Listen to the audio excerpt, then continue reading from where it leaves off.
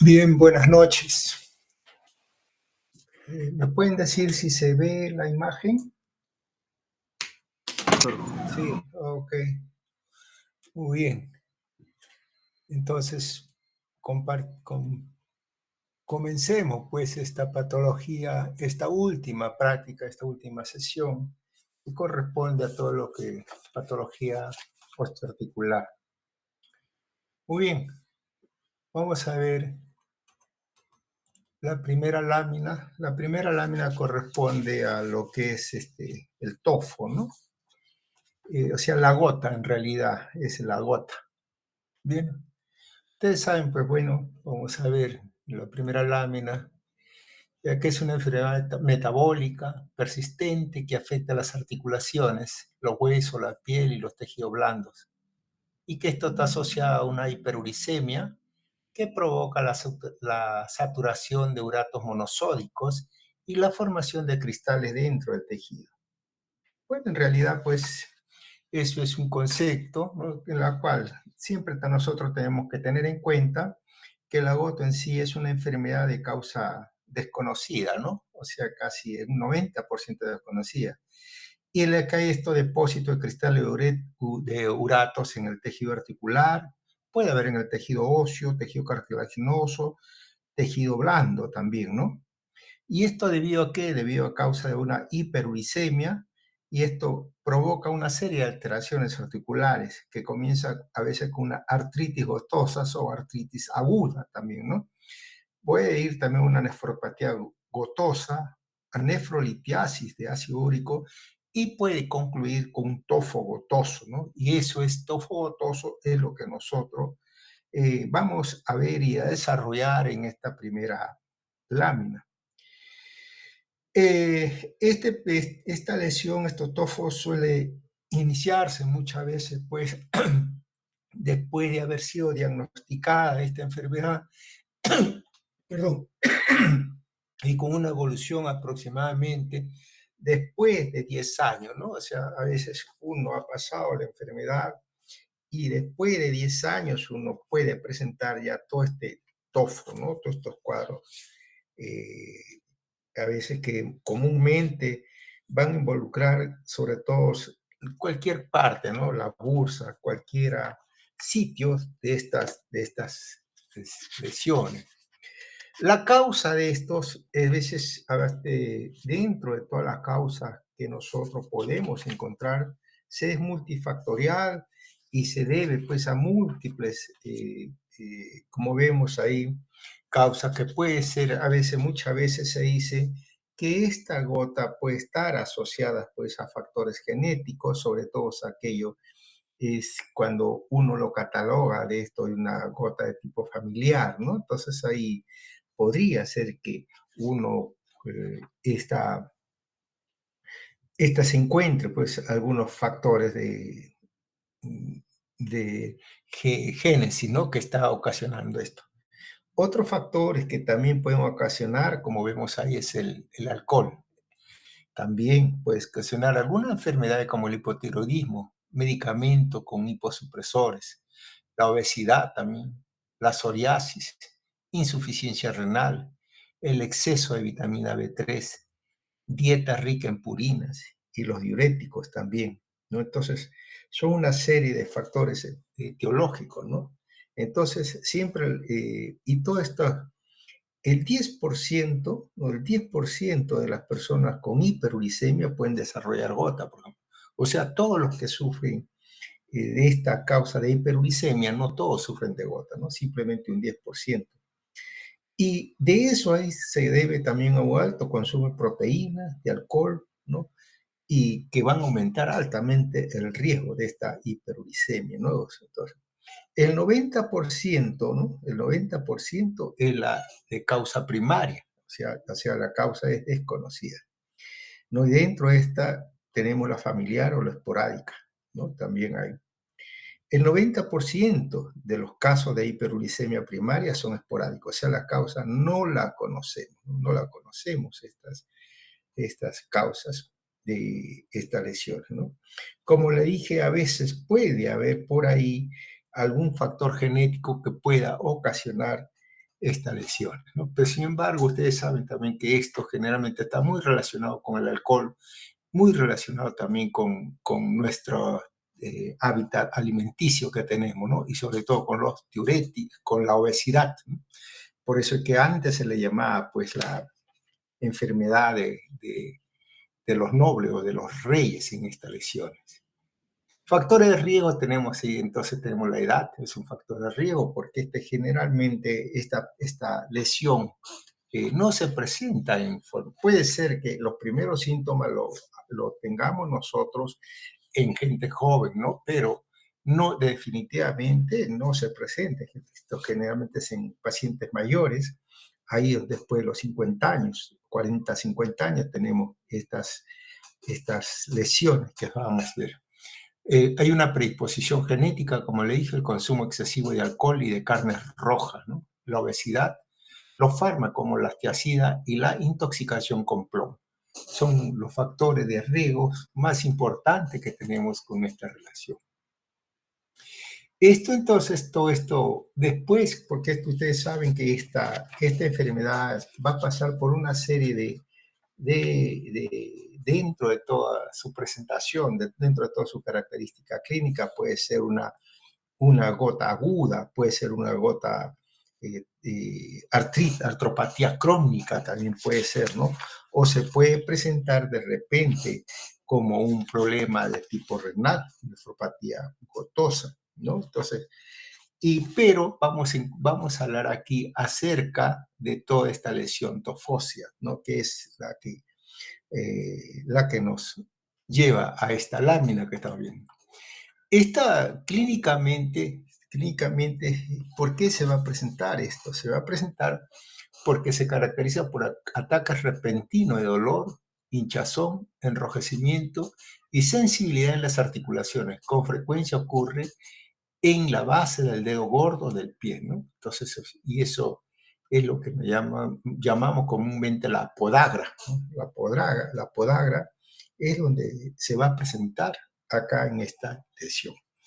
Y indudablemente que esta lesión se va a presentar porque aquí dentro de ella pues salen todos estos componentes inflamatorios, ¿no? O sea, a veces muchas de estas lesiones que producen a nivel articular, ¿no? Entonces, estas son acúmulos de cristales de monofosfato disódico que van a provocar, ¿no? Unidos, ¿no? Un problema de tipo inflamatorio. Y esto va a hacer pues que comience a destruir toda la parte articular y comience pues este proceso inflamatorio crónico comience a salir hacia la parte externa del tejido blando. Esto se va a dar una hinchazón, como vemos acá, y lo primero de que esto a veces es el dolor, ¿no? Lo que aparece acá es un dolor articular muy intenso, ¿no? Entonces a veces una molestia muy persistente. A veces cuando los pacientes que tienen estos dolores de gotas no pueden ni asentar el pie, ¿no? No pueden pisar. La inflamación y enrojecimiento es por el proceso inflamatorio que se está produciendo en esa lesión. Una amplitud, o sea, los movimientos demasiado limitados, ¿no? La amplitud de movimiento limitada. Esto no pueden caminar. Esto van a tener que estar postrados muchas veces estos pacientes. Y sobre todo, a veces la sensibilidad al roce de las articulaciones es bastante evidente también. Entonces, estos pacientes van a tener un movimiento bastante limitado, ¿no? Esa es la crisis que se presenta y que puede durar unos días o de repente porque esto generalmente los pacientes saben que tienen esta lesión de la gota, ¿no? Pero lo que no saben es cómo se va a presentar y no saben todo el mecanismo, que puede ser una artritis aguda cuando debuta recientemente, ¿no? Puede ser también una artritis crónica o intermitente, ¿no? O de reposo. Entonces se puede dar pues también otros tipos ya como cambios que van a dar lugar a estos cambios de la sinovial. Entonces, como ven acá, mire, todas estas lesiones, la sinovia comienza a ser afectada, ¿no? Y comienza a haber una hiperplasia, la vellosidad de esa hiperplasia también de los sinoviocitos. Los sinoviocitos no vienen a ser sino las células que recubren todo el tejido sinovial, ¿no? Infiltrado inflamatorio, ¿no? De leucocitarios y mononucleares, o un infiltrado inflamatorio mixto es lo que vamos a hacer. Y aquí en el hueso también puede haber alteraciones, ¿no? Alteraciones ahí. Esto depósito monofosfato disódico en el hueso se asocia con una erosión que va a producir en esta lesión, ¿no? Una erosión, y que esto pues puede provocar una serie de alteraciones e inclusive destrucción también de las trabéculas óseas, ¿no? O también puede ser un problema de una osteonecrosis o de repente una inflamación también de, de estos espacios trabeculares, ¿no? Por células inflamatorias, ¿no? Entonces, todos estos cambios se pueden ver en estos tipos de lesión, ¿no? Bien, todas estas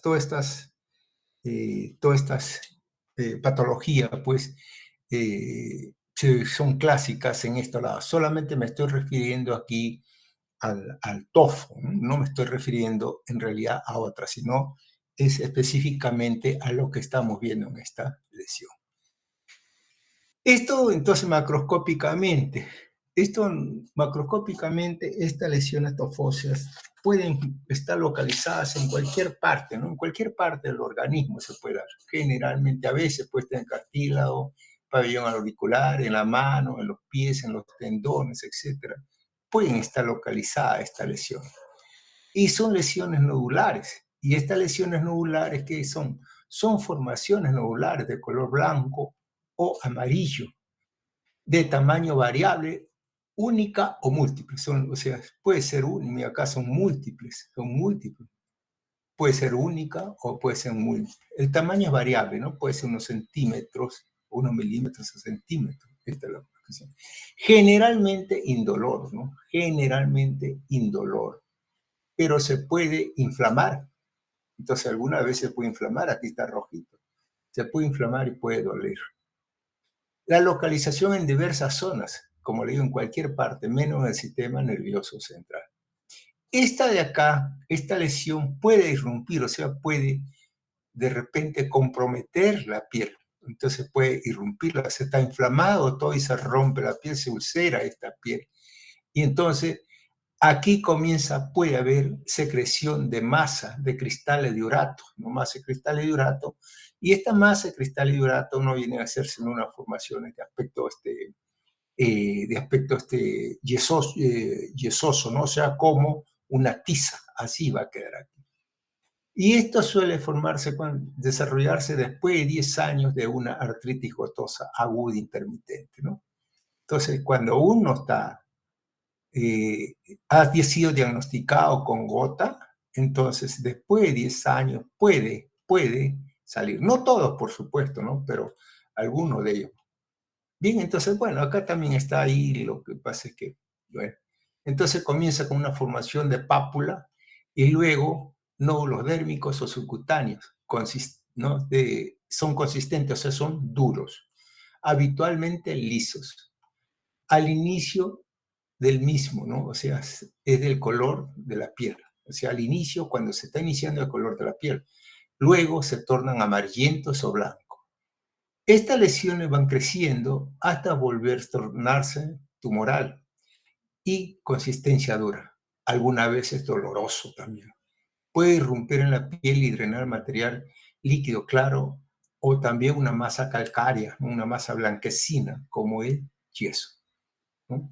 Y les sugiero que este es porque justamente esto es lo que había corregido hoy día, ¿no? La hice un poco más claro de acuerdo al concepto de la lámina anterior. Me olvidé de eliminar esa lámina. Muy bien. Dentro del punto de vista histológico, ¿qué cosa es lo que nosotros vamos a encontrar? Miren ustedes acá, ya tienen ustedes la imagen de todo lo que se va a encontrar. No desde el punto de vista histológico, a veces esto da un aspecto como si fuese una lesión con un aspecto medio granulomatoso. Eso es lo que se ve. En principio vemos la parte superficial, es una cápsula fibrosa. Lo tenemos acá. Y en la parte central que tenemos, miren ustedes esta parte rosadita, esta parte rosada, claro, esta parte es lo que corresponde a los cristales monofosfato disódico. Todo esto es monofosfato disódico, ¿no? Luego tenemos que periféricamente estos cristales monofosfato disódico, entonces van a encontrar, ¿no? Está rodeado por un infiltrado inflamatorio crónico, célula plasmática, linfocitos, ¿no? Macrófagos, todo eso está rodeado de esta lesión. E inclusive también células gigantes, ¿no? Multinucleadas. Entonces células gigantes, acá tenemos células gigantes multinucleadas, ¿no? Y más periféricamente, ¿qué cosa tenemos? Componente fibroso. Entonces, en su descripción, bueno, comenzaría yo que esto tiene un aspecto, nada más, no es un granuloma, es un aspecto granulomatoso, ¿no? Que está constituido, que en la parte central tenemos cristales monofosfato disódico rodeado por células inflamatorias, ¿no? O sea, rodeado por linfocitos, por macrófagos, monocitos, o macrófagos, perdón, monocitos, ¿no? Y células gigantes multinucleadas. Y también por tejido fibroso. Entonces, todo esto constituye, aquí ya está todo descrito, ¿no? Claramente y sencillo, sin ningún tipo de palabreo. Esto lo tenemos ya entonces, miren ustedes acá, toda esta parte central es cristales monofosfato disódico. Son agujas, ¿no? Agujas de cristales. Estos son los que se ven ahí. Y rodeado, pues entonces, con todo elemento inflamatorio, rodeado por componente inflamatorio crónico, ¿no? Con presencia de células gigantes y fibrosis periférica. Tenemos también igual células gigantes, una serie de estas formaciones, ¿no? De aspectos. Esto es un aspecto, una formación, ¿no? De esta que tiene, pero esta es un aspecto por la forma que tiene, así una forma media granulomatosa, media redondeada, ¿no? Constituida por cristales de monofosfato disódico en la parte central, rodeado periféricamente por componente inflamatorio crónico, ¿no? El macrófago, ¿no? Entonces, todas las células linfocitos, ¿no? Células plasmáticas y también células gigantes a cuerpo extraño, ¿no?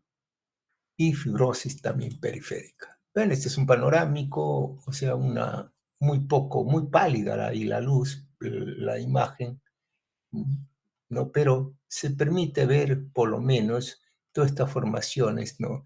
De diferentes tamaños, ovoideas, redondeadas, una más grande que otra, y la zona más clara o está rosado claro es lo que corresponde a cristales monofosfato disódico. Y ahí se ve mucho, cada una de estas se ve rodeada por una zona más oscura, que es ese componente inflamatorio, ¿no? Y otras celulitas, ¿no? De tamaño, de mayor coloración, esas son las células gigantes. Y acá lo tenemos, ¿no? Células gigantes. Y estas son la disposición, mira cómo se dispone el cristal de monofosfato disódico. Algo similar a lo que se ve cuando uno hace un examen analítico de la orina y hay cristales de ácido úrico. Estas son las disposiciones de estas agujas, en forma de una aguja, ¿no? Que se pone ahí radiada, ¿no? Todo esto es característico de esta lesión. Muy bien, esto es entonces lo que corresponde pues a esta a, a esta primera lámina. Muy bonita lámina acá, miren ustedes, muy bonito, ¿no? Entonces aquí ya, pues, aquí sí la coloración está perfecta, miren usted la coloración, la fibrosis, cómo está, ¿no? Estas formaciones medio nodulares de diferentes tamaños y dentro de ellas formaciones con aspecto granulomatosas y en la parte central con estas presencia de todos estos cristales monofosfato disódico, rodeado entonces por componente inflamatorio agudo, crónico, con presencia de células gigantes, cuerpo extraño y fibrosis. ¿Sí? Qué bonito, muy bonita foto también. ¿Sí? Bien, entonces todo esto sería pues la primera lámina. Bien, la segunda lámina corresponde pues a lo que es la osteomielitis granulomatosa, ¿no? Bien, yo creo que de que hemos comenzado, ¿no? De que hemos comenzado, que hemos terminado, en cada uno de los segmentos o de los parciales, siempre hemos encontrado lesiones granulomatosas. Bueno, de inicio y al fin lesiones granulomatosas. Y esto también podría ser. Pues entonces ya hemos hablado acerca de la fisiopatología, hemos hablado cómo se va a llevar a cabo todas estas lesiones, ¿no? Granulomatosas, que siempre va a tener, pues, en principio, siempre va a ser el foco primario, entonces va a ser siempre el pulmón, ¿no? El pulmón siempre va a ser donde se va a generar esta afección y que puede ser una vez una tuberculosis primaria o secundaria, ¿no?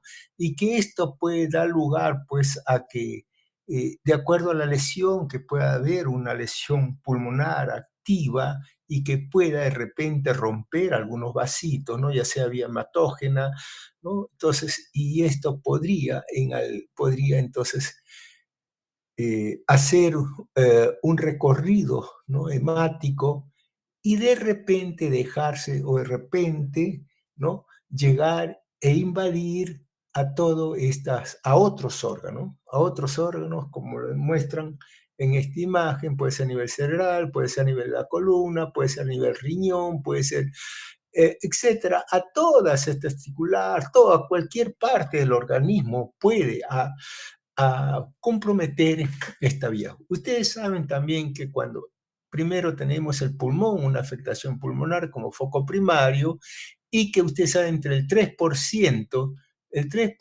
cuando puede hacer de los pacientes que tienen tuberculosis, una tuberculosis extrapulmonar.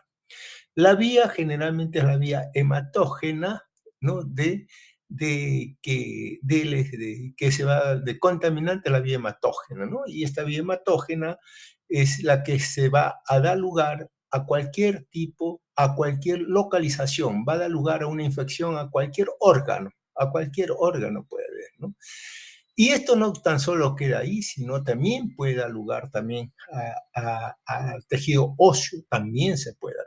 En el hueso puede dar cualquier parte del hueso también, ¿no? A veces puede producir una osteomelitis, ¿no? Una osteomelitis infecciosa, de repente bacteriana, o de repente una osteomelitis también eh, tuberculosa, ¿no? Las localizaciones óseas se pueden dar también en cualquier parte, y si esta se localiza a nivel de la columna vertebral, se le llama pues enfermedad de POP, como le conocemos, ¿no? Bien, entonces cualquiera que esta sea su localización es la osteomielitis, ¿no? Ósea es eh, la granulomatosa está localizada en cualquier parte del hueso. Entonces las sintomatologías en la mayoría de los casos siempre van a estar de acuerdo a su localización. No es igual tener, por ejemplo, una osteomelitis, por ejemplo, una osteomelitis granulomatosa en la rodilla, que en el pie o en la columna, ¿no? O sea, todos los cuadros, todas estas lesiones siempre van en relación a la localización, ¿no? En la mayoría de los casos, sí, siempre vamos a tener que muchos de ellos vamos a tener que va a haber una enfermedad primaria y la enfermedad primaria está localizada en el pulmón. Los síntomas en la mayoría de los casos entonces son fiebre, malestar general. Todo, como está bien, fiebre, malestar general. Ahora esto va unida a dolor y dolor, curiosamente dolor se va a localizar en el lado o en el área de la lesión, dolores y señales de infección también, que también en el área de la infección. Entonces, si yo tengo esta osteomielitis de repente a nivel de la articulación de la rodilla izquierda, puede estar afectado un síntoma general, puede ser el dolor, malestar general, febrículas, ¿no? Pero este dolor, ¿dónde me va a doler? En la zona afectada. Ahí está la relación. Entonces, eso es lo característico, ¿no? O sea, malestar general, o sea, la mayoría fiebre o febrículas, malestar general, falta el apetito, adelgazamiento, dolor que se asocia en la zona o localizado, ¿no? En la zona afectada. Eso es importante lo que vemos ahí. Porque esto también, si está en la columna, bueno, puede variar también. Y puede variar también en la limitación, en limitarse, hacer unos movimientos, ¿no? ¿Por qué? Porque cuando es a nivel de la columna, la enfermedad de POC, no se olviden que el cuerpo vertebral puede estar con esta lesión tuberculosa y esto pues puede provocar un acceso, una lesión, porque hay una necrosis gaseosa y que puede afectar y puede llegar a las partes blandas e inclusive puede producir fracturas, ¿no? Y también en otros sitios puede producir fracturas también, ¿no? Patológicas. En la osteomielitis aguda muestra generalmente una evolución súbita, ¿no? Entonces, a veces y virulenta, ¿no? Marcada por los síntomas generales de enfermedad. Y en la crónica se suele transcurrir ya en forma bastante variada, ¿no? De manera que puede volver a manifestarse. Entonces, en la crónica ya todo esto puede ser más llevadero, ya nos acostumbramos a esos tipos de dolor. Pero todo depende también del diagnóstico que se dé y del tratamiento, ¿no? En que se ponga en marcha. Desde el punto de vista histológico, como toda lesión que vamos a ver en la tuberculosis, ¿qué cosa es lo que va a caracterizar? Todo lo que hemos visto, ¿no? ¿Qué cosa es presencia de granuloma? Solamente que estos granulomas, ¿dónde va a estar localizado? En el tejido óseo, ¿no? Entonces, fragmento óseo, ¿no? Tejido óseo, con presencia de formaciones granulomatosas. Y estas formaciones granulomatosas, otra vez, vamos a describirlas, tienen su igual. Los granulomas ya hemos dicho que están constituidos por células epitelioides, o también conocidas como macrófagos activados. El acúmulo de células epitelioides o macrófagos activados es lo que constituye el granuloma. Entonces tenemos constituido por las formaciones granulomatosas, constituido por células epitelioides o macrófagos activados, ¿no es cierto? Uno, dos. ¿Qué más tiene acá? Bueno, también está la necrosis gaseosa. Tres, miren ustedes que eso estoy, estas celulitas, células gigantes multinucleadas tipo cuerpo extraño y tipo Langhans. Cuatro, la corona del linfocito o infiltrado linfoide perigranulomatoso, la corona del linfocito. Y cinco, presencia de fibrosis o fibroblastos periféricos. Bien, acá lo tenemos entonces igual. Entonces también tenemos estas celulitas, estas células son células pues epitelioides. ¿Por qué epitelioides? Porque parecen pero no son, parecen epiteliales pero no son, ¿no? Entonces por eso se le llama epitelioide. O el otro nombre que pueden tener también un macrófagos activado. Células gigantes, aquí tenemos células gigantes, ¿no? Células gigantes, que puede ser tipo cuerpo extraño o tipo Langhans. Cuerpo extraño porque los núcleos están dispuestos al azar y tipo Langhans porque forman a veces una coronita o a veces en forma de herradura se disponen los núcleos periféricamente, ¿no? Acá también tenemos qué cosa, los linfocitos, miren cómo van rodeando este granuloma, corona de linfocitos y algunas células fibroblásticas periféricas que se van a ver acá también. Muy bien. Este es un panorámico donde ya nos muestra pues, zonas de necrosis, miren, zona de necrosis, zona de necrosis. Y acá vemos, ¿no? Acá se ven unas sombritas que usted ve, todo eso son formaciones granulomatosas. Granulomas de diferentes tamaños. Todas ellas, o sea, constituidas por qué, nuevamente le repito, ¿no? Por células epitelioides o macrófagos activados. Estas también tienen una característica necrosis gaseosa, presencia de célula gigante tipo Langhans o tipo cuerpo extraño, la corona del linfocito que tienen usted acá, ¿no? Y fibrosis. Bien, esas son las características entonces que están llegadas a este nivel. Toda esta es necrosis, ¿no? Toda esta zona bastante área de necrosis y unas zonas granulomatosas que se ven en esta otra área.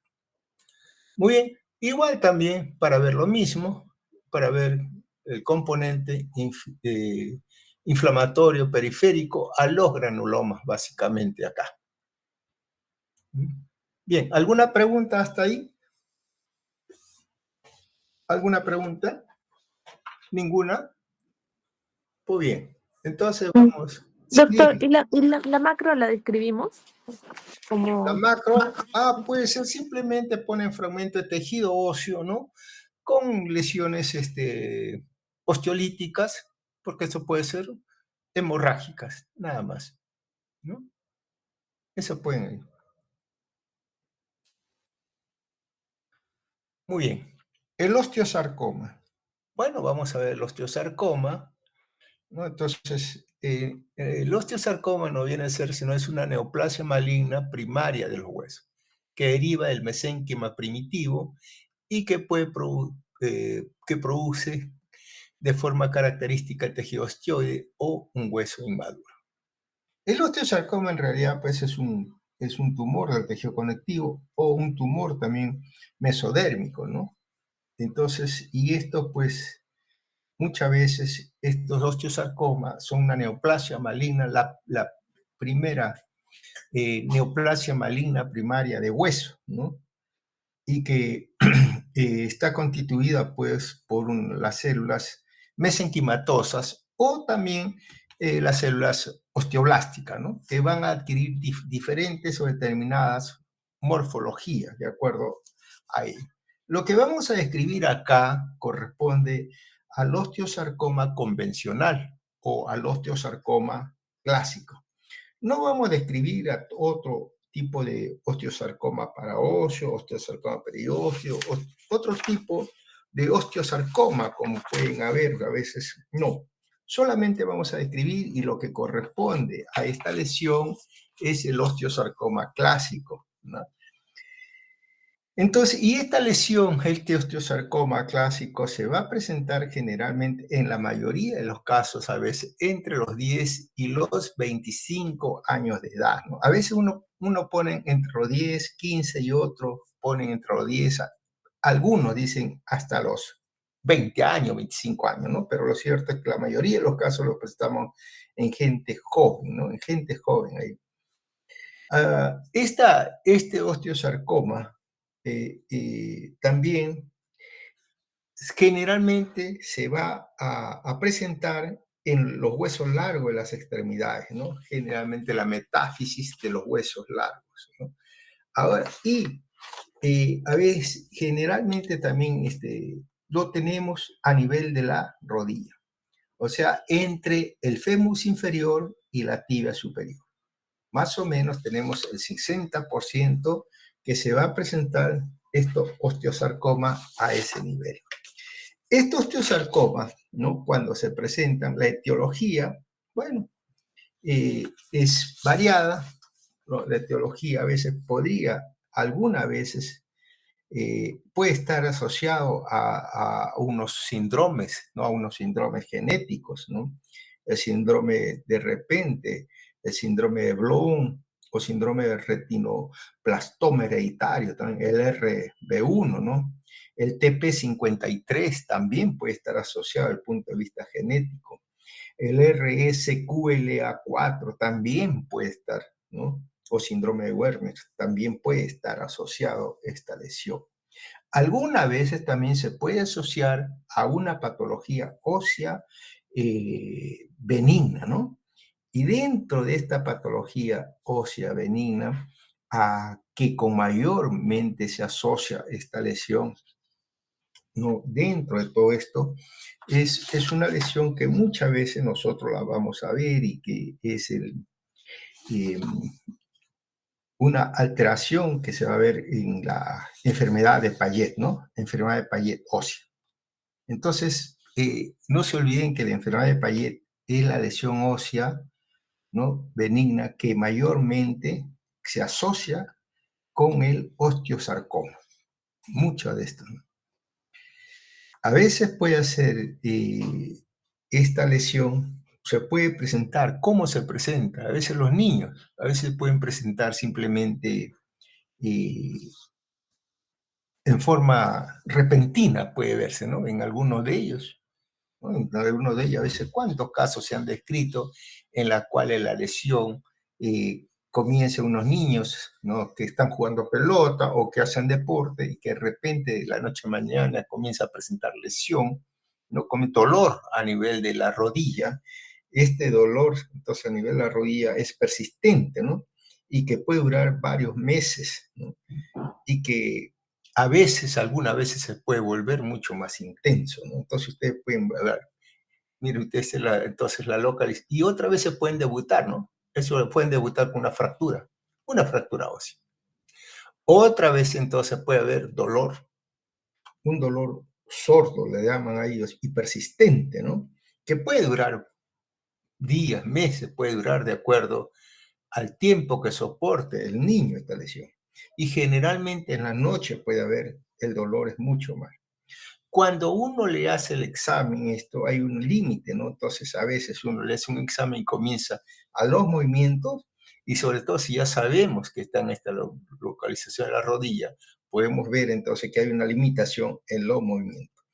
Y acá vemos también una hinchazón, ¿no? O sea, un aumento de volumen de la rodilla, ¿no? O sea, esta presencia de ¿qué? Esta presencia de una masa tumoral. Entonces, eso. Bien, todo este cuadro a veces, ¿no? Entonces comenzamos, ¿ver? Entonces, presentación, vamos a hacer entonces dolor a nivel a nivel de donde está localizado el tumor, generalmente en este caso la rodilla, porque ahí se presenta casi el 60% de esta lesión, dolor, hinchazón también de la rodilla, tumefacción de hematoso, ¿no? Pues tal, limitación en los movimientos. Y que alguna vez en complicaciones esto pues puede producir una fractura patológica.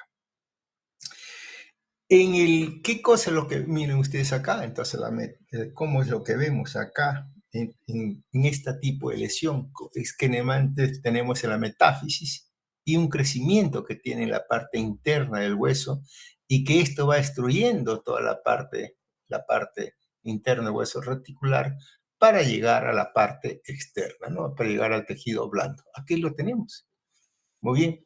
Entonces, macroscópicamente es una masa medular, ¿no? Porque hay en la intermedular, ¿no? Entonces, y esta se va presentando así, una masa intermedular de un color blanquecino, ¿no? De un color blanquecino con crecimiento infiltrativo, destructivo, que destruye toda la parte del hueso reticular, ¿no? Y se extiende hacia la cortical. Miren ustedes acá. Este es el periósteo, supuestamente, ¿no? Acá tenemos el periósteo. Este es el periósteo, y comienza a destruir el periósteo y comienza a extenderse, ¿no? Invadir el periósteo y extenderse hacia la parte blanda, ¿no? Esta parte blanda adyacente. Puede haber acá zonas de hemorragia, puede haber zona de hemorragia y también zona de necrosis, ¿no? Zona de hemorragia, acá lo tenemos, miren ustedes esta lesión, cómo es que va, esta superficie de corte, y zona de necrosis. Otra cosa también que a veces la superficie de corte es un aspecto arenoso, ¿no? Arenoso.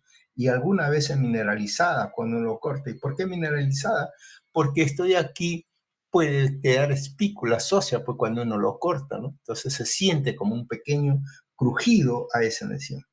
Bueno, hemorragia y necrosis. Toda esta zona es de necrosis, ¿no? Es característica. Bien, entonces le repito, entonces la macroscopía es una lesión maligna de crecimiento intramedular a nivel de metáfisis, los huesos largos, ¿no? Que comienza a invadir, a crecer, destruir la parte reticular e invadir hacia la parte periférica, ¿no? Entonces comienza comprometiendo la cortical y el periósteo y extendiéndose hacia el tejido blando adyacente. Este tejido, la superficie corta de color blanquecina, de aspecto arenoso, o también que tiene otro tipo de lesión que puede encontrarse también crujiente, ¿no? ¿Por qué? Porque hay espículas óseas en este tipo de lesión. Hemorragia y necrosis que vamos a ver. Bien, esto es desde el punto de vista macroscópico. Desde el punto de vista microscópico, ¿no? Entonces también. Entonces aquí ya sabemos nosotros que todo este es tejido óseo y todo este es el tejido maligno, ¿no? Esto, a veces, yo estaba simplemente, le decía a ustedes, para no tener problemas con otros, yo más que todo, veía que este osteosarcoma, decirle a usted que esto es una proliferación de células neoplásicas malignas, de células mesenquimatosas malignas, ¿no? ¿No? Proliferación de células mesenquimatosas malignas. Estas células mesenquimatosas malignas, ¿no? Que van a estar originadas por las células madre, y que esto constituye, ¿qué cosa? Constituye al osteoblasto, ¿no? Los osteoblastos malignos. Entonces, proliferación de células osteoblásticas malignas o proliferación de células osteoblásticas malignas, ¿no? Que muestran destrucción ósea. O sea, todo la parte interna del hueso. Generalmente son de alto grado de malignidad, ¿no? Proliferación, entonces, de células mesenquimatosas malignas u osteoblastos malignos, ¿no? De crecimiento intramedular con destrucción de la cortical e invasión al tejido blando. Las células muestran ¿qué cosa? Muestran un pleomorfismo nuclear, ¿no? O sea, miren ustedes, ¿no? Un pleomorfismo nuclear, ¿no? Entonces, pleomorfismo nuclear, muy bien. También se ve áreas de ¿qué? De matriz ósea. Áreas de matriz ósea. Todas esas son generadoras, ¿no? Generador, este osteoclasto, están tumores generador de hueso. Y estas son osteogeneradores de hueso, son la matriz ósea. ¿No? Entonces, acá lo tenemos mejor todavía, miren ustedes, ¿no? Y miren acá todas estas células mesenquimatosas o células osteoblásticas malignas, ¿no? Células osteoblásticas malignas de alto grado de malignidad, con alto grado de malignidad. Generadora de matriz osteoides, con zona de hemorragia y zona de necrosis. Acá yo me estoy refiriendo a eso simplemente para generalizar. ¿Por qué? Porque hay una serie de patrones histológicos, ¿no? A veces, si esto ya hemos visto que patrón histológico puede ser patrón histológico de repente osteosarcoma fibroblástico u osteosarcoma condroblástico, ¿no? Cuando predomina cartílago o cuando predomina tejido fibroso. El osteosarcoma osteoblástico es cuando predominan las células que nosotros estamos viendo. Por eso le digo, es una neoplasia maligna, ¿no? Constituida por células osteoblastos, ¿no? Células osteoblásticas, ¿no? Malignas, con alto grado de malignidad, ¿no? Pleomórficas, ¿no? Con áreas de matriz osteoide, con zonas de hemorragia y zona de necrosis. Yo creo que con eso, más que suficiente, ¿no? Para lo básico que ustedes tienen que saber, ¿no? Cómo está constituido un osteosarcoma, ¿no? Eso es. Y acá, bueno, estos son tejido óseo, acá también tejido óseo, y todo esto que ven acá en este panorámico, todas son las células malignas, ¿no? Todito este célula. Yo no le he mencionado acá estas cosas, no le he mencionado aquí que a veces puede haber estas formaciones quísticas, no se lo he mencionado ahí, pero sí matriz osteoide, ¿no? Todo esto, miren ustedes cómo se ven toda esta celularidad. Bueno, y aquí matriz osteoide, ¿no? Y aquí tenemos pues el componente. Algunas veces, si pueden ver acá, miren ustedes, es medio tejido, medio fibroblástico, ¿no? Son medios alargaditos. Eso es lo que yo no quiero que se confundan, ¿no? Por eso es que yo simplemente le estoy diciendo que esta es el osteosarcoma está constituido, ¿no? Por una proliferación de células osteoblásticas malignas de alto grado con alto grado de malignidad, o sea, pleomorfismo nuclear, mitosis, etc., ¿no? Con áreas de matriz osteoide, con zonas de hemorragia y zona de necrosis. O sea, mire, yo le he resumido todo en 4 puntos, creo, nada más, y espero que no se olvide, ¿no? Es porque eso es lo más característico. Acá miren ustedes, zona constituida con matriz osteoide, ¿no?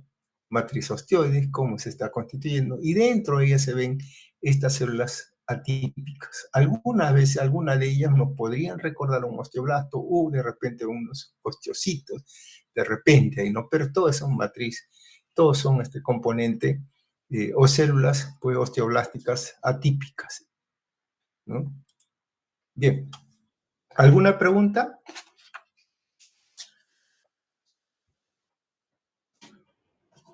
Bien, vamos a hablar ahora pues acerca de la displasia fibrosa, ¿no? Bien, la displasia fibrosa también, vamos a ver, es una afección benigna, esporádica, congénita, pero no hereditaria. Y esto es debido a la mutación somática de una célula madre durante la embriogénesis. Ahí se va esto. Es una lesión osteofibrosa que puede ser monostótica o poliostótica. Monostótica cuando afecta un solo hueso o poliostótica cuando afecta a varios huesos. Esto se dice que es un desarrollo, es un defecto del desarrollo, o sea, un defecto cuando esto se está madurando, el feto, un defecto del desarrollo que se caracteriza por una proliferación medular de un tejido fibroso que encierra una osteogénesis inmadura. En ocasiones causa dolor e incluso deformaciones óseas. Aquí hay sustitución de hueso laminar normal por un tejido fibroso que contiene trabéculas de tejido óseo inmaduros, anormales y pequeños, formados por metaplasia del estroma fibroso óseo. Entonces, lo característico de esto, pues, entonces, que la displasia fibrosa es una afección benigna, esporádica, congénita, pero no hereditaria. Y esto debido a una mutación somática, ¿no?, de la célula madre durante la embriogénesis. Esto quiere decir que cuando se está desarrollando el fetito, cuarta, quinta semana, entonces puede allí producirse una alteración somática. Entonces puede haber una mutación y le puede dar estos tipos de lesiones, ¿no? Ahora, que también tenemos que tener en cuenta que si bien es cierto es una afección benigna, también es cierto de que esta en algún momento o por alguna causa puede también esto transformarse en una neoplasia maligna, ¿no? Bien, acá tenemos pues que esta lesión puede ser monostótica, como le dije, o puede ser poliostótica. La monostótica se observa en niños mayores y adultos jóvenes.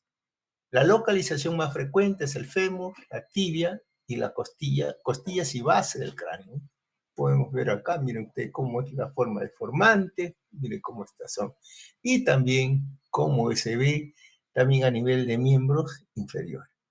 La forma poliostótica, o sea, son las que afectan varios huesos, tiene a menudo una apariencia mucho más agresiva. Es menos común, con distribución unilateral y generalmente se asocia con disfunción endocrina. Es más agresiva, afecta a la pelvis, seguido en frecuencia los huesos largos, el cráneo y las costillas. Y habitualmente es sintomática. Esa es una de las características, ¿no?, la cual hemos precisado en qué consiste una de estas lesiones, tanto monostótica como poliostótica, ¿no? Entonces, tenemos que ver, y siempre que nosotros tengamos la oportunidad de ver esta lesión, bueno, tenemos que ver ahí, tenemos que pensar si esta es una lesión monostótica o poliostótica, ¿no? Y eso es característico, ¿por qué? Porque esto vamos a ver lo que dentro del punto de vista histológico, ahí vamos a ver muy bien lo que nos va a indicar solamente la presencia o una pequeña mirada ahí y listo, ya decimos que esta es una lesión. No se olviden entonces que esta lesión pues es una normalidad, es una anormalidad entonces del tejido embrionario, ¿no? Durante el desarrollo. Y ahí se va a ver, y ahí es donde va a ocurrir esta lesión. Los síntomas dependen también, dependiendo de la gravedad, puede provocar qué cosa.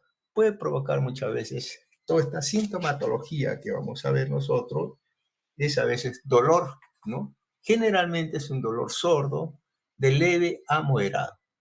Hinchazón, también puede haber eso. Deformidad ósea, fracturas óseas, especialmente en los brazos o en las piernas, cuando se presenten esto, ¿no? Fracturas óseas. Y curvatura de los huesos de las piernas, también se puede presentar eso. Entonces, un cuadro, ¿no? Sintomático, característico, que hace que uno ya piense en que esta es una lesión, ¿no? Entonces, muy bien.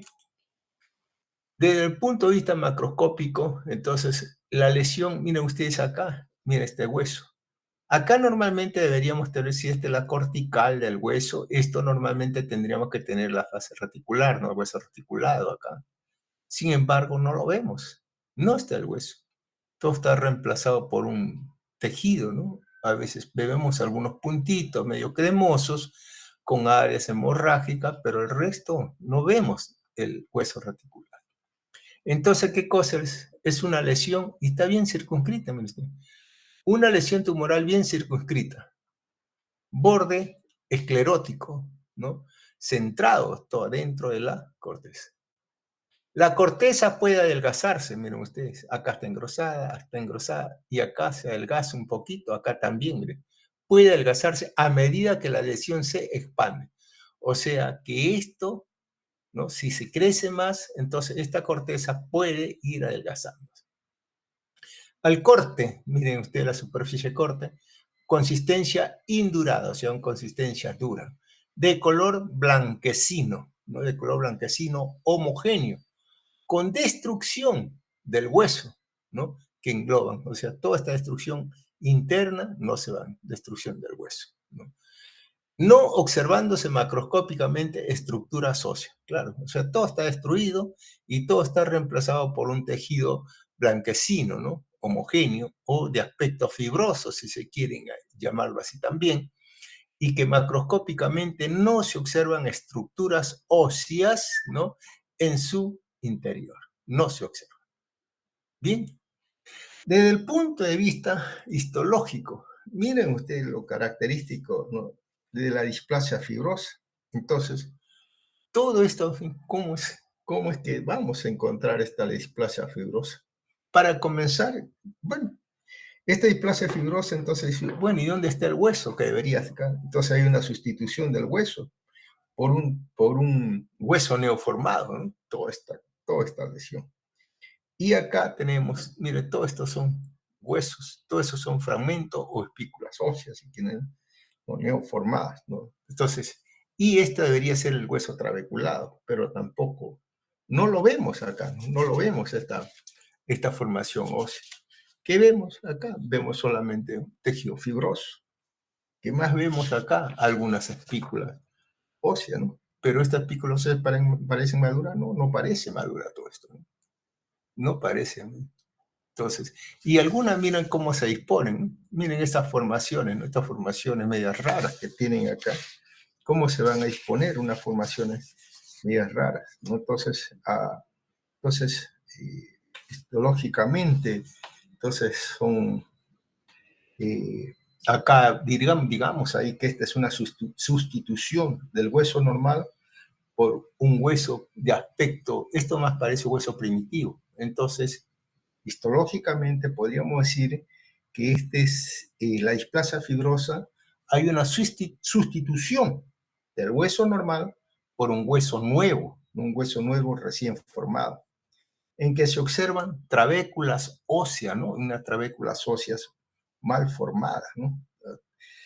Y tejido fibroso, ¿no? Trabéculas óseas mal formadas, un tejido fibroso, ¿no? Estas trabéculas óseas mal formadas o trabéculas óseas inmaduras, ¿no? Trabéculas óseas inmaduras. ¿Acaso vemos algo? Vamos a ver acá, miren ustedes acá. Bien, entonces, esto pues acá lo podemos resumir en la forma que ustedes ven. El estroma fibroso desorganizado, ¿no? Estroma fibroso desorganizado, reemplaza, ¿no? Que reemplaza a la médula normal. Ese es el estroma fibroso, reactivo, desorganizado, que está reemplazando aquí a las trabéculas, a la médula normal. No vemos. El espacio medular no lo vemos, ¿no es cierto? O sea, componente sanguíneo no vemos acá. Muy bien. Trabéculas óseas inmaduras. Miren ustedes, todas estas son trabéculas óseas inmaduras. Irregulares, inmaduras, irregulares. Entonces, trabéculas óseas inmaduras, irregulares. Esta irregularidad es lo que en su libro de repente van a encontrar como alfabeto chino, que da un aspecto como si fuese un alfabeto chino. ¿No? Entonces, todas estas trabéculas óseas inmaduras, irregulares, que da un aspecto de alfabeto chino. Están dentro de un estroma fibroso, trabéculas inmaduras, no están revestidos por osteoblasto y no contienen tampoco línea de cemento, ¿no? Entonces, aquí estas características que tenemos que tener en cuenta cuando nosotros hablamos de estos tipos de lesiones. Bien, ahora dentro de todo lo que se le ha dicho, dentro de todo lo que ustedes han visto, entonces que, bueno, que pueden contener grandes estas lesiones, ¿no? Son constituidos por el tejido fibroso, ¿no? Tejido fibroso, ¿no? Reactivo, ¿no? Con presencia de trabéculas óseas inmaduras, ¿no? Entonces, ¿cómo lo puedo acá? Entonces, las trabéculas, miren ustedes las trabéculas óseas, entonces aparecen inmaduras. Trabéculas óseas inmaduras, ¿no? No están revestidas por osteoblastos. Acá debería haber, primero, trabéculas óseas inmaduras, porque esto tiene que tener un hueso maduro, una forma lamelar, ¿no es cierto? Un lamelar. Acá no hay esas lamelas, no hay esas disposiciones que se disponen en forma paralela con la línea de cemento, no hay. Por eso trabéculas óseas inmaduras, ¿no? Ahora, esta trabécula ósea también debería estar periféricamente rodeada, ¿por qué? Por células osteoblásticas. Entonces, no están revestidas por osteoblastos. Entonces, más bien están rodeadas, ¿por qué? Por un tejido fibroso, nada más. Tampoco tienen línea de cemento. No tienen línea de cemento.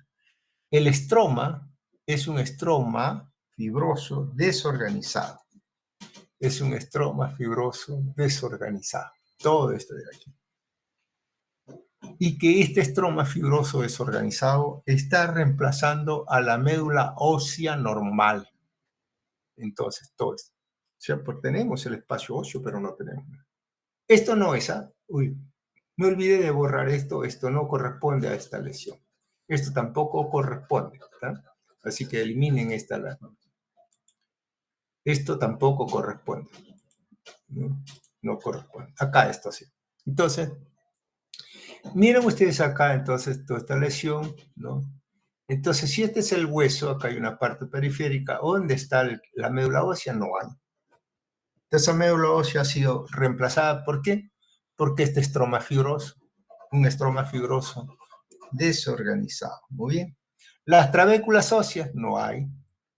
Todas también estas trabéculas óseas son inmaduras, ¿no? Todas estas trabéculas óseas inmaduras, irregulares. En algunas tienen un aspecto, ¿no? Como si fuesen alfabeto chino. Estas no están recubiertas por osteoblasto, ¿no? No tienen tampoco, no tienen líneas de cemento, ¿no? Tampoco tienen líneas de cemento.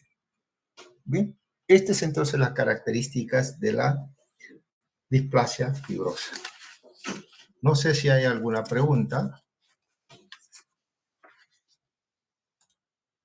Qué bueno. Acá esto es lo que estaba esperando yo aquí. Aquí es donde se ven muy bien, miren usted, el estroma fibroso que reemplaza tejido óseo. Y esta es la trabécula ósea inmadura. Aquí se ve muy bien. No tiene línea de cemento, tampoco tiene, ¿no? El periósteo periférico, que normalmente uno tiene que encontrar. No lo tienen los osteoblastos, ¿no? No tienen ahí los osteoblastos periféricos, ¿no? Bien, no tiene lineamientos, tampoco tiene. Y el estroma es un estroma fibroso, desorganizado, que está reemplazando a todo el tejido, a la médula ósea. Muy bonito, ¿sí? Bien, ¿preguntas? Bien, vamos entonces a entrar ahora con el tumor de células gigantes, ¿no? El tumor de células gigantes, a veces ese es un tumor de comportamiento incierto, ¿no? O a veces también le llamamos como una neoplasia, ¿no? Localmente agresiva y que está compuesta por células mononucleadas y también células gigantes multinucleadas tipo cuerpo extraño. Este tumor a veces es un tumor óseo, a veces, muchas veces, las imágenes que muestran ya radiológicamente ya hacen o son compatibles con este tipo de lesión. Es un tumor, mire, osteolítico, porque forma y dicen, ¿no? Un tumor osteolítico circunscrito. ¿Que dónde lo vamos a encontrar? Lo vamos a encontrar en la epífisis y la metáfisis, generalmente en personas maduras, ¿no? El componente neoplásico, como vemos aquí, el componente neoplásico son células mononucleadas conjuntamente con múltiples células multinucleadas del tipo osteoclástica. Qué bonito se ve ahí. Esta es, acá dice hombre-mujer, pero en otras series dice que generalmente, mayormente se presenta más en mujeres que en hombres. La edad en una media de 30 años, entre los 16 y 40 años, generalmente se presentan más de los 40 años de edad, ¿no? Entonces, a veces, ¿qué cosa es lo que nosotros a veces? Muchas veces esta lesión puede llegar simplemente a ser un tumor óseo que puede ser diagnosticado con la radiografía. Por eso insisto yo en la radiografía con estas formas líticas, ¿no? Localizadas a nivel de la epífisis o la metáfisis de los huesos largos, bastante periférica, ¿no? Hacia los bordes, ¿no? Esto es, y generalmente está localizado, pues como le digo, a nivel distal de esta lesión. La etiología de esto a veces generalmente es esporádica, ¿no? Esta tumor, ¿no? Esporádica. Algunas veces sí que está asociada con el feocromocitoma o el paraganglioma, ¿no? ¿No? Algunas veces sí. ¿Por qué? Porque ahí puede ser una alteración o una mutación posigótica que se puede dar en estos pacientes, ¿no? Esto cuando se presentan, ustedes mírenlo radiológicamente, muchas veces, yo insisto mucho porque la radiografía es básico en esta lesión. Bien, macroscópicamente se observa formación tumoral expansiva, excéntrica, con tejido hemorrágico blando, que reemplaza las estructuras óseas epifisiarias, con compromiso de la cortical, la cortical, que suele estar adelgazada y puede quedar destruida por completo. Los tumores destructivos pueden extenderse al tejido blando, ¿no? O sea, los más agresivos pueden extenderse al tejido blando. Y también se observa extensas áreas de hemorragias quísticas, ¿no? Eso es lo que a veces, y eso es lo que nosotros, cuando miramos la radiografía, que fue interesante poner acá una radiografía también. Por eso cuando miramos esta radiografía es una lesión osteolítica, ¿no? O una lesión aspecto quístico también, que está localizada en la epífisis y la metáfisis, ¿no? Bien lateralizada. Y esta lesión, muchas veces el 50% de esta lesión generalmente puede presentarse en partes del hueso largo y tal, pero la gran parte, la mayoría de ellos se localiza ¿dónde? Se va a localizar a nivel de la rodilla, ¿no? Entonces ahí es donde tenemos que se va a localizar.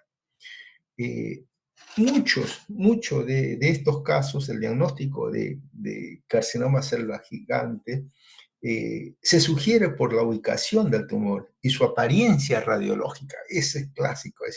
A veces le pueden tomar una tomografía computarizada o resonancia magnética, ¿no? Entonces ahí es un diagnóstico casi ya muy certero, que lo único que hace el patólogo simplemente va a definir generalmente ya este diagnóstico por la presencia de estos componentes, ¿no? Por la presencia. ¿Sí? La lesión macroscópica, como le habíamos dicho, la lesión macroscópica típica es una neoplasia blanda, friable, a veces puede ser parduzca o rojiza, ¿no? que está localizada en el extremo del hueso. Bien, a veces pueden ver áreas firmes, otras veces áreas amarillentas, otras veces también áreas hemorrágicas y con aspecto quístico que le van a hacer. La superficie de la periferia es bastante adelgazada, ¿no? Entonces, esto es muy bien. Esto es entonces cuando vemos toda esta macroscopía de este tumor de células gigantes. Desde el punto de vista microscópico, el tumor de células gigantes es una lesión altamente celular, ¿no? Una lesión altamente celular, y esta lesión está compuesta por un gran número de células gigantes, ¿no? Aquí lo ven. Todas estas formaciones que son medias azuladas o media violácea son células gigantes. Lesión altamente celular compuesta por un gran número de células gigantes no neoplásicas. Células gigantes similares a los osteoclastos, ¿no? Eso. Entre los cuales a veces vamos a encontrar, entre los cuales se encuentran otro tipo de células que son las células mononucleares. Células mononucleares. Bien, esto es entonces un tumor altamente celular constituido entonces por dos tipos de células. ¿Sabe? Ya resumiendo, una, células gigantes multinucleadas tipo osteoclásticas, y dos, las células mononucleadas. De ahí su nombre, ¿no? De ahí su nombre por la presencia de estas células gigantes multinucleadas, de ahí su nombre, ¿no? De mismo la lesión. Bien, esto entonces tenemos ahí, muy bien, muy bonito, ¿sí? Con zonas de hemorragia, ¿no? Muy sangrante esta lesión. Las células neoplásicas mononucleadas, mírese acá, esta célula neoplásica mononucleada, presentan una variedad de apariencia morfológica. Puede ser redondas, puede ser ovaladas, puede ser fusiforme, ¿no? O sea, a veces puede ser una pequeña, media largadita, ¿no? Entonces, puede ser ovaladitas, ¿no? Puede ser alargada, redonda, puede ser media fusiforme. Entonces, son las células mononucleadas. Las células mononucleadas entonces pueden ser redondas, pueden ser ovaladas, pueden ser fusiforme, ¿no? Ahora, todas estas células tienen un citoplasma acidófilo, o sea, un citoplasma medio rojito. Todo esto se ve un fondito medio rojito, un citoplasma acidófilo. Pero esa acidofilia es un poquito pálida, digamos ahí que es un color rosado, más encendido, no llega al rojo de esa acidófila, ¿no? Pálida. Entonces, y los núcleos presentan cromatina nuclear y nucleolo. Mira, cada uno presenta uno, núcleo, ¿no? Cada uno. Bien. Estas son entonces las características de estas células, A veces, ¿qué nos faltó ahí? La necrosis. Generalmente es la necrosis. Y también son comunes la hemorragia, ¿no? con presencia de área de hemorragia y una zona de necrosis que se pueden dar. Entonces, resumiendo otra vez, este es un tumor, la tumor de célula gigante, desde el punto de vista histológico, está constituido por dos tipos de células, ¿no? Es altamente celular, constituido por tipo de célula, las células gigantes multinucleadas tipo osteoclástica, y las células mononucleadas, que pueden ser redondas, ovoideas, fusiformes, que muestran un citoplasma acidófilos con cromatina y nucleolo, ¿no? Nucleolo también presente, ¿no? Muestra áreas de hemorragia, muestra también áreas de necrosis. Bien. Estas células gigantes, bueno, hasta ahí nomás vamos, no quiero yo tampoco hablar, porque esta célula gigante, el comportamiento que tiene ya se va a decir, es incierto, ¿no? Porque este comportamiento, esta célula gigante, por eso es un tumor, ¿no?, de comportamiento incierto, tenemos establecido. Este es un panorámico donde podemos ver, entonces aquí, también, aquí ya se ve zona de hemorragia extensa y bastante celularidad, ¿no?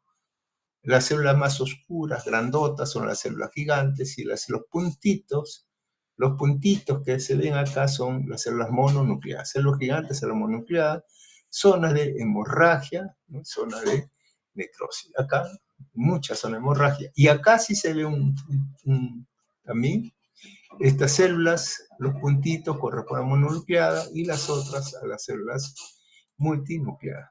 Qué lindo se ve esta foto. Muy bonita, esa hemorragia. Acá vemos unas células mononucleadas, media ovoideas.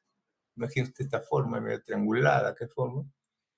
Alargaditas por acá, alargaditas por acá. Entonces, fuso celular, ovoidea, redondeada, ¿no? Un citoplasma basofílico y núcleo con alteración cromatínica, punteado y presencia de nucleolo, ¿no? Entonces, esos básicamente son estas lesiones, estas formas que puedan presentar, ¿no?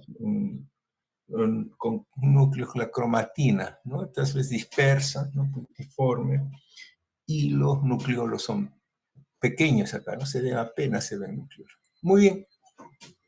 Esto entonces correspondería pues a este tumor de células gigantes. ¿Alguna pregunta? La que sigue, entonces seguimos, es un tumor metastásico a hueso, ¿no? Es un tumor metastásico a hueso. Bueno, no se olviden siempre, yo les digo a veces cuál es la neoplasia maligna más frecuente en hueso. Indudablemente que la neoplasia maligna más frecuente en hueso es la metástasis. Y cuando se dice cuál es la neoplasia maligna primaria de hueso más frecuente, bueno, así es el osteosarcoma. Y si dentro de su pregunta figura cuál es la neoplasia maligna primaria más frecuente en hueso, y dentro está osteosarcoma, mieloma múltiple, condrosarcoma, etc., la respuesta debería ser mieloma múltiple. Solamente que mieloma múltiple no lo estudiamos acá, ¿no? Eso se estudia, pues, se estudia en linfomatopoyético. Entonces, para nosotros nos queda, pues, entonces, es el osteosarcoma, ¿no? Y dentro de ello el osteosarcoma osteoblástico. Y el hueso, pues, es uno de los órganos en la cual podemos encontrar una gran cantidad de metástasis, ¿no? Y estas se van a dar, por ejemplo, ahí tenemos una columna vertebral en la cual vemos ustedes unas zonas en el cuerpo vertebral, ¿no? Hay presencia de formaciones medias grisáceas, ¿no?, medias plomizas, irregulares, que se disponen, pues, de diferente tamaño y que ocupan parte de estos cuerpos vertebrales, con zona de necrosis y zona de hemorragia, ¿no? Esta es generalmente, toda esta zona, cuando nosotros vemos, porque este es generalmente un tejido marrón o marrón rojizo, si quieren, ¿no?, uniforme, ¿no? Pero cuando nosotros vemos estas formaciones blanquecinas de esto acá, entonces ya pensamos que esta es una metástasis. Esto no es un hueso normal, ¿no? Entonces Entonces, fragmento óseo que muestra, si quieren acá, que muestran entonces eh, un tejido, ¿no? Medio grisáceo, de forma de irregular, de diferentes tamaños, que ocupan gran parte del cuerpo vertebral, con zonas de hemorragia y zona de necrosis. Bien, esto pues generalmente se va a dar aquí, ya no tenemos ya la edad, ya eso depende, pues, ¿no? Cuando o en qué paciente se da, generalmente son en pacientes mayores, en pacientes que están en una etapa avanzada también de la neoplasia maligna, ¿no? Por ejemplo, si esto fuese alguno de los tumores que dan a hueso, bueno, si eso fuese un hombre, yo pensaría qué cosa, una próstata, ¿no? Una próstata que puede dar una metástasis a hueso, ¿no? Entonces, y a columna. Entonces, podría darse. O mama de repente también, que podría dar también metástasis a hueso. Entonces, depende muchas veces cuando hablamos nosotros de eso. La clínica está relacionada a esta lesión, está relacionada a cualquier tipo de patología, ¿no? Pero acá hay una cosa curiosa siempre, cuando hay metástasis, es que estamos hablando en la fase final de una enfermedad, ¿no? Tumoral, en la fase final, ¿no es cierto? O sea, en la cuarto estadio. Y todo paciente en cuarto estadio clínico, ¿qué va a presentar? Malestar, baja de peso, ¿no? Síndrome general o síndrome anémico, ¿no? Anemia, malestar, baja de peso, ¿no? Entonces, y cuadros asociados de repente a la misma propia patología ya, si es en hueso, en este es dolor óseo, por ejemplo, ¿no? Así si esto se trata de una patología, vemos acá, dolor óseo, malestar general, baja de peso, anemia, ¿no? De repente, y otras. El dolor es característico en esta lesión porque esos pacientes se quejan mucho, ¿no? Y sobre todo en la zona donde hay metástasis. Desde el punto de vista histológico, aquí nosotros lo que tenemos que ver, mire, todo este rosadito, todas estas zonas, es fragmento óseo. Y aquí el tejido, todo donde está en la parte entre fragmentos óseos, que esto corresponde a la médula ósea, ¿no es cierto? Pero la médula ósea está reemplazada. Está ocupada por otro tipo de tejido, esta médula ósea. Aquí hay un tejido de aspecto fibroso. Acá miren ustedes una estructura media glandular, una estructura glandular que vemos acá. Si yo veo esta estructura glandular, entonces yo tengo que estar pensando, miren ustedes, que esto podría corresponder a un adenocarcinoma. Y acá veo otro tipo de tejido también. Entonces, al ver esto, bueno, esto podría ser un adenocarcinoma y esto me ayudaría porque esto más me parece a un célula de tipo epiteliales.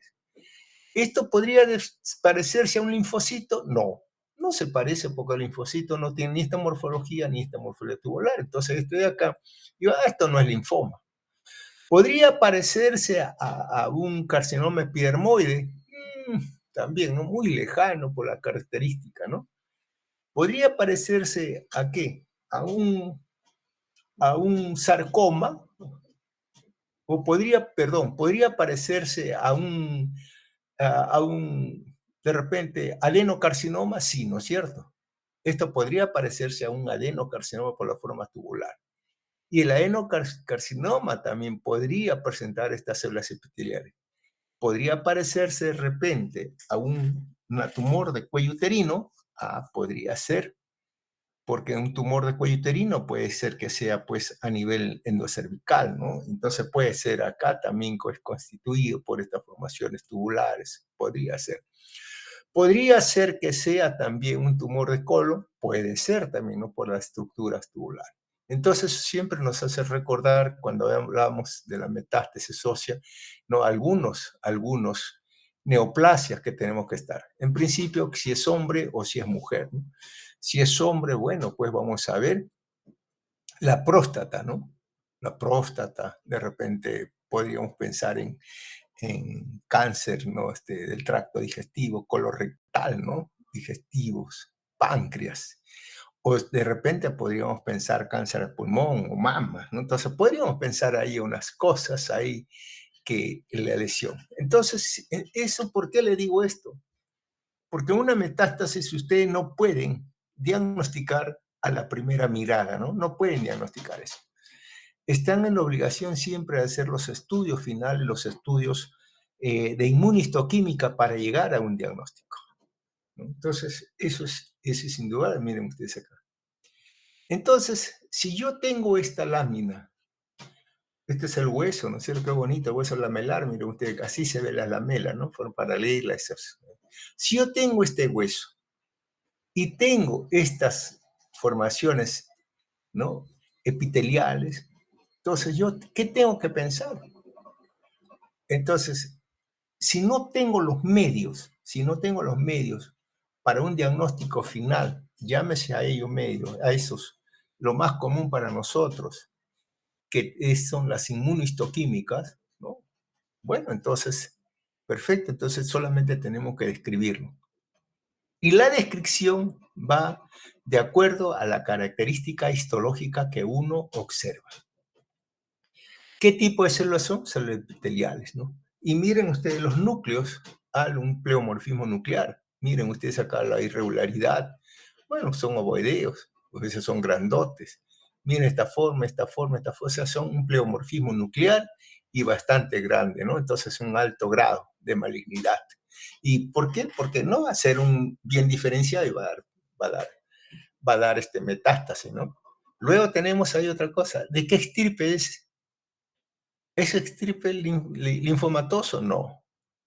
Entonces, ¿qué estirpe es? Un estirpe epitelial. Ah, es un estirpe epitelial de alto grado. Entonces, bueno, pues, entonces, si yo estoy solo en un hospital de primer nivel o de segundo nivel en la cual no cuento con los medios para el diagnóstico, entonces si me llega esta lesión, lo único que yo podría decir es neoplasia maligna, ¿no?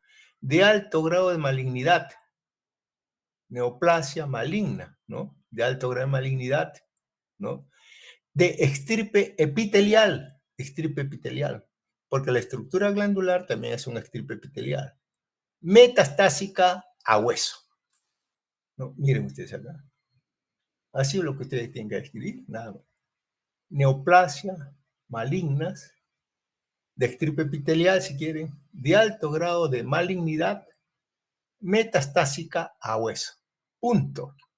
Se requiere para el diagnóstico final estudio de inmunohistoquímica. Entonces, esto es así. Y ese siempre va a ser así. Miren, acá hay parece ser una formación tubular, ¿no? Grande. El resto es componente fibroso. Y estas celulitas, todas estas celulitas que se ven ahí, son ya neoplásicas, son neoplásicas. Y acá igual, miren, todo eso está. Entonces, todo eso parece ser, bueno, yo podría pensar, tengo que pensar acá, bueno, si es hombre o es mujer. Lo primero que tengo que hacer, ¿es hombre o es mujer? Y de acuerdo a eso ya orientarme a qué tipo es, ¿no? Orientarme.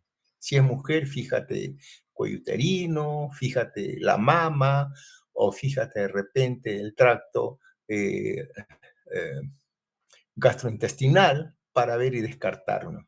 Y si es hombre, fíjate entonces pulmón, fíjate también entonces eh, próstata, ¿no? También para poder llegar a una conclusión diagnóstica.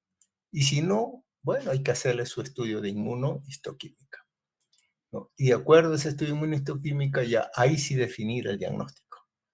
Porque la inmunohistoquímica lo que me va a permitir es el fenotipo, o sea, el origen de estas células es lo que me va a permitir. Si yo pienso que esta es próstata, le pido un PSA, ¿no es cierto? Si yo pienso de repente que este es de origen, digamos, de tiroides o pulmón, le pongo un TTF1 de repente, ¿no? Un citoceratina 7, etcétera, ¿no? Si pienso que es mama, receptores, ¿no? Entonces, estrógeno, progesterona, etcétera. O sea, hay una serie de reactivos en esta química que me va a permitir llegar al diagnóstico. Entonces, nuevamente le repito acá, entonces, nuevamente que yo lo único que haría describir es una neoplasia maligna, ¿no? De estirpe epitelial de alto grado de malignidad, ¿no? De alto grado de malignidad, metastásica a hueso. Punto. Se requiere de estudio de inmunistoquímica para el fenotipo o para determinar su origen, o el primario, si quieren, para determinar el primario, ¿no? Si no le dicen eso, bueno, esto va a ser una neoplasia maligna, metastásica a hueso de primario desconocido. Y esto va a llegar a manos de un hospital de mayor nivel y le van a decir que el primario desconocido no era tan desconocido, sino correspondía a tal lesión. ¿Por qué lo desconoció? Porque simplemente no tenían los estudios de inmunohistoquímicas a la mano para realizar el diagnóstico final. Bien, esto entonces correspondería pues a la última lámina y con eso también concluiríamos con todas estas sesiones de laboratorio de patología especial.